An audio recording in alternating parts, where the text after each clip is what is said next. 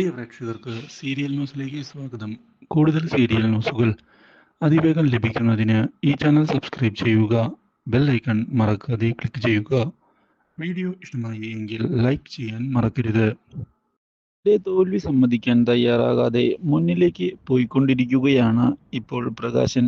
ഇതിന്റെ ഭാഗമായി പുതിയ നീക്കങ്ങൾ പ്രകാശൻ പ്ലാൻ ചെയ്തുകൊണ്ടാണ് ഇപ്പോൾ മുന്നിലേക്ക് പോകുന്നത്.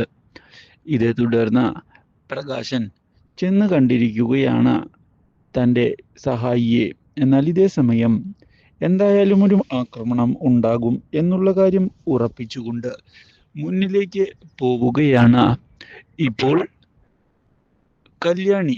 മാത്രവുമല്ല, ദീപയുടെ ജീവനെ പറ്റിയും ശ്രദ്ധിക്കേണ്ട ആവശ്യമുണ്ട് എന്നുള്ള കാര്യം ഉറപ്പിക്കുകയും ചെയ്യുന്നു.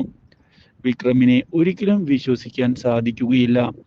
ഒരു അവസരത്തിന് വേണ്ടിയാണ് ഇപ്പോൾ അവൻ കാത്തിരിക്കുന്നത് എന്നുള്ള കാര്യവും ഉറപ്പിച്ചതിനെ തുടർന്ന് പുതിയ പദ്ധതികൾ പ്ലാൻ ചെയ്തുകൊണ്ട് മുന്നിലേക്ക് പോവുകയാണ് കല്യാണി.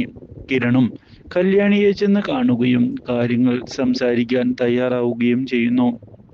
എന്തായാലും പ്രകാശനും തോൽവി അംഗീകരിക്കാൻ തയ്യാറാകാതെയാണ് മുന്നോട്ട് പോകുന്നത്. അതുകൊണ്ട് തന്നെ അയാളെയും പേടിക്കണം. എന്തൊക്കെയാണ് ഇനി വരാൻ പോകുന്നത് എന്നുള്ള കാര്യം പറയാനും സാധിക്കുകയില്ല എന്ന് അറിയിച്ചിരിക്കുകയാണ് കല്യാണിയോട്.